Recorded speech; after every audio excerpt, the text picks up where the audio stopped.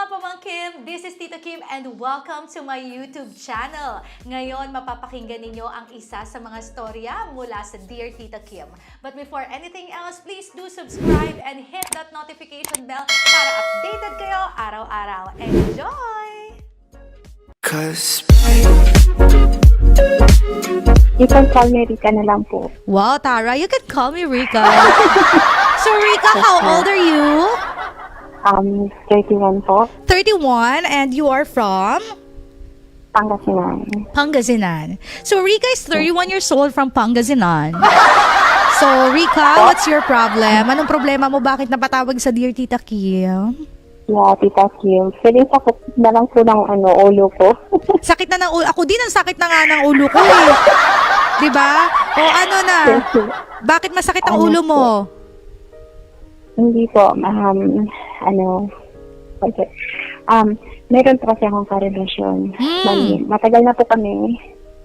And then, hindi ko kasi matanggap na hindi lang ako yung iisa sa niya. Kumbaga, sa relasyon niya. Kumbaga, honest naman po siya. Sinasabi naman po niya yung totoo sa akin. Oh. Meron pa siyang dalawang karelasyon. Ah! Then, yes po, maliban po sa akin, meron pa po siyang dalawang karelasyon. And then, yan po, minsan yun yung pinag-iinitan ng ulo ko lagi. Tapos sinasabi niya na dapat maging liberated ka, ganito, ganyan. Ah! Pero, kasi mahirap naman po kasi sa side ko. Hindi naman ako pinalaki na gano'n, na maging tanga-tangahan, gano'n. Alam naman ko na yung past relationship ko na puro bad. Naging okay na ako sa kanya kasi gusto ko na alam niya kung ano yung meron ko.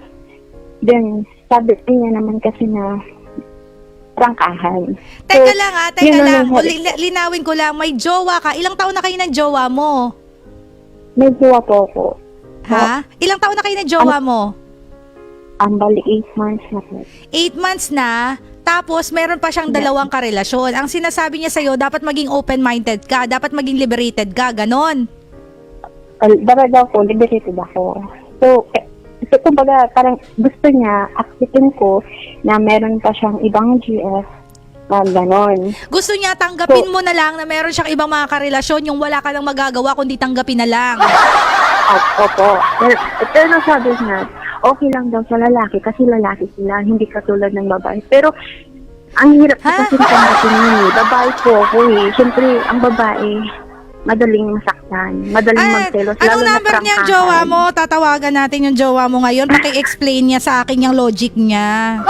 Yeah, yun kasi po yung yun po kasi yung nasa utak niya. Yun kasi yung paniniwala niya. Kasi po, galing po kasi siya ng US. So, ganun. Sabi ko, nakilala mo ako as Filipiniana, as Pilipina, as Pilipina. Maria Clara, kumbaga, batik as Taray! So, nahihirap. Ang kapal na Yun mukha. po. Kaya nga po, Ay, sinasabi nako. ko po sa... O, Hello po, Tita so Kim. ngayon, ano pa? Kayo pa rin? Bali, kahapon po, ilang times ko na po siyang, tinrangka na, ayoko na, ganyan. O, pero ang Kasi tanong ko, kayo pa rin ba? Hindi ko po alam.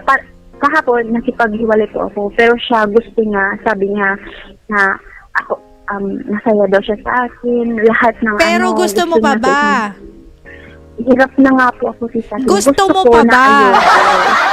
Hindi ko tinatanong Gusto ko kung hirap ka. Ang sinasabi ko, gusto mo pa ba? Gusto ko pa po, Tita Kim, kasi yung pagmamahal na tinutulong ko sa akin is iba. As in talagang ibang-iba sa na naging karelasyon ko. As in, Okay. pangatlo po kasi siya sa naging karelasyon ko. Okay, so ito lang kasi, kaya ako tinatanong, okay, hirap ka, okay, nadidepress ka, okay, nagkaka-anxiety ka, okay, kung ano man ang nangyayari sa iyo. Pero, ang tanong gusto mo pa ba? Gusto mo pa Pero hindi ko po kasi tanggapin gusto niya na It doesn't Isipin matter. ko na It doesn't matter. Tinatanong ko ikaw. 'Di ba? Kasi Opo. ikaw ang magdedesisyon eh. Hindi porke gusto niya ipagpapatuloy mo. Pero ikaw nga ang tinatanong kita kung gusto mo, edi pwede mag-ano ko diyan, tiis ka sa hirap. Uy, yun na nga po. Gusto mo 'yon? Eh, sabi ko Gusto mo nga- ng ganon? Wait lang balikan lang natin yung logic ng lalaki na 'yan.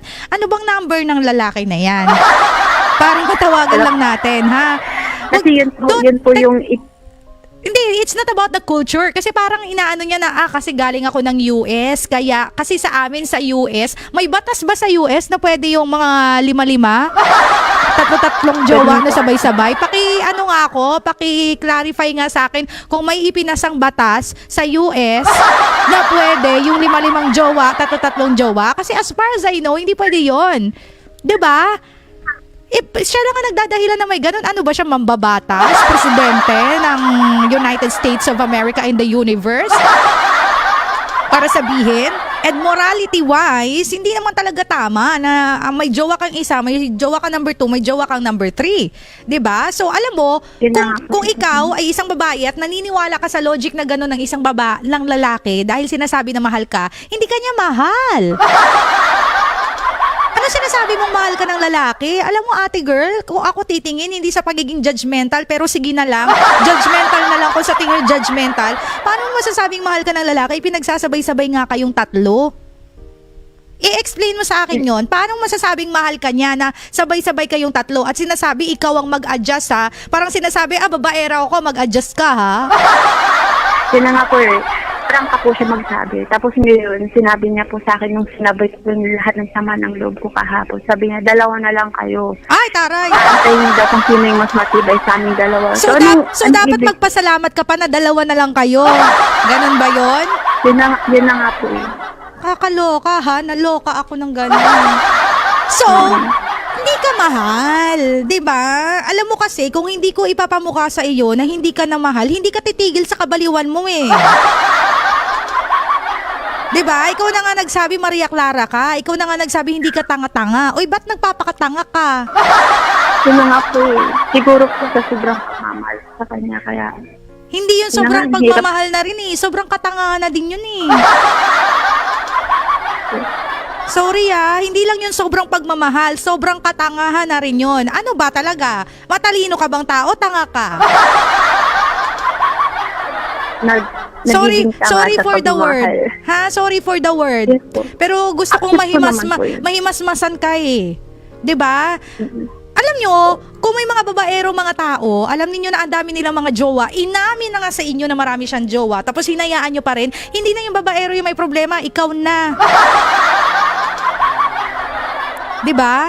Kaya naman natotolerate yung mga babaero na yan, namang babae, kasi hinahayaan din natin silang mga babae at minamahal pa rin natin, tinatanggap pa rin natin.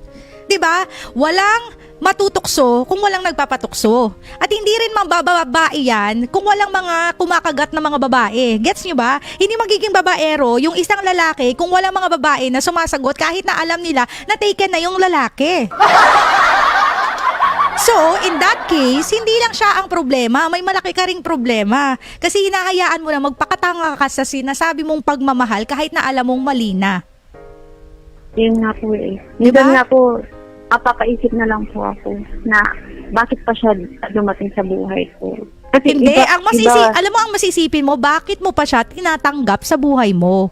Kasi yung mga dumadating, ito sasabihin ko sa inyo to be frank yung mga taong dumarating sa ating buhay, we cannot control that. May mga taong dumadating sa ating buhay whether we like it or not. Halimbawa, nakasalubong mo sa mall, pwede mo ba sabihin, ito lang yung gusto ko makasalubong Hindi pwede, di ba? May mga taong nasasalubong at nakikilala tayo sa buhay natin whether we like it or not. Pero ang tanong, bakit mo pinapasok sa buhay mo, dapat sinalubong mo lang.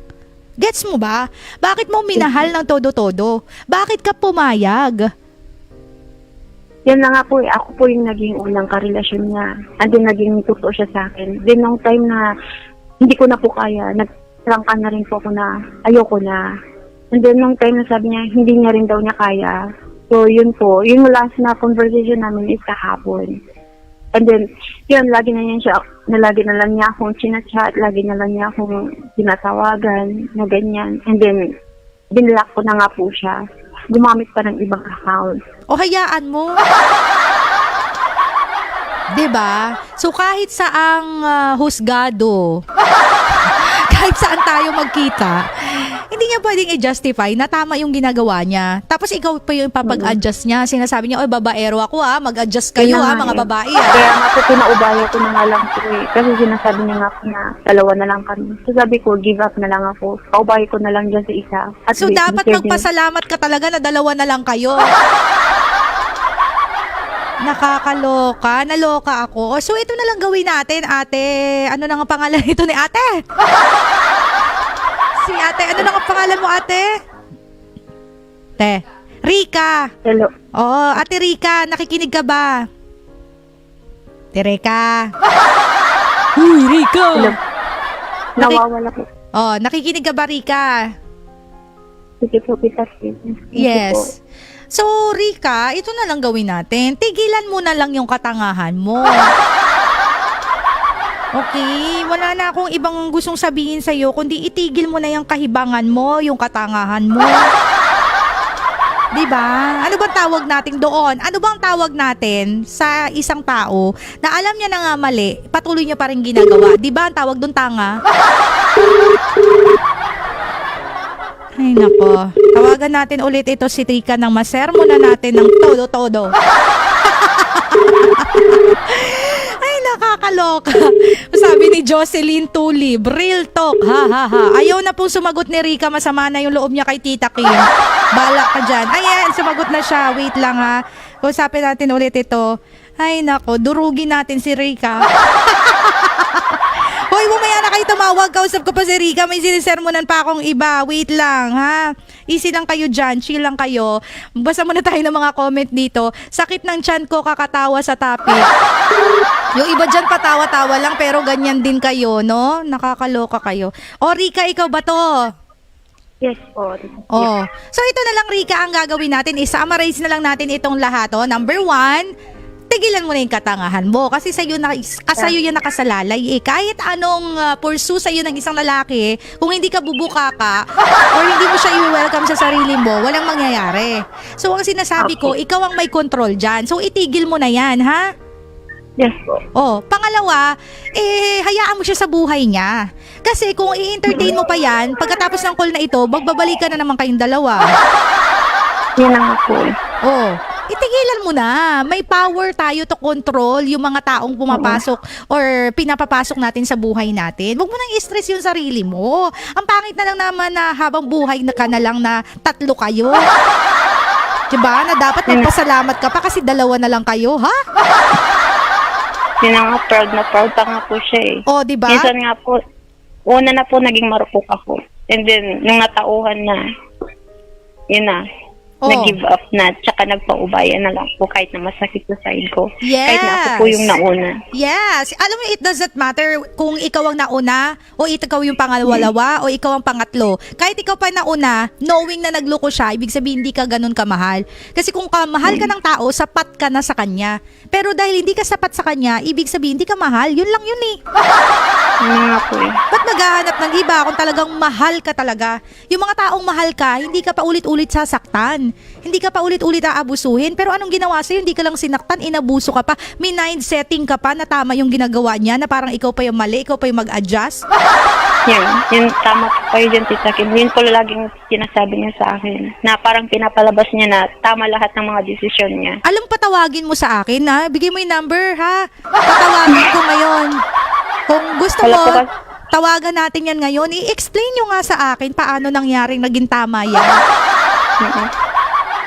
Nakakaloka na, high blood ako dyan sa jowa mo eh. O anong gusto mong sabihin ngayon sa jowa mo? Kung nakikinig ang jowa mo ngayon, ano ang gusto mong sabihin sa kanya? Go!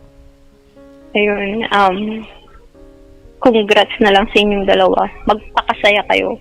Wow, perfect! Yeah. Yan, ganyan. Dapat strong. Huwag kayong mga pabebe, mga marupok sa buhay. Alright? So maraming salamat. Thank you so much, Rika. God bless you. Thank you po, Tita Kim. Yes. Huwag kayo masyadong magagalit sa akin at sasama ang loob pag napapagalitan kayo. Kailangan nyo to. Okay? Kaloka kayo ha. For watching. Again, don't forget to subscribe dito sa aking YouTube channel and follow me on my social media accounts. Space, space, space.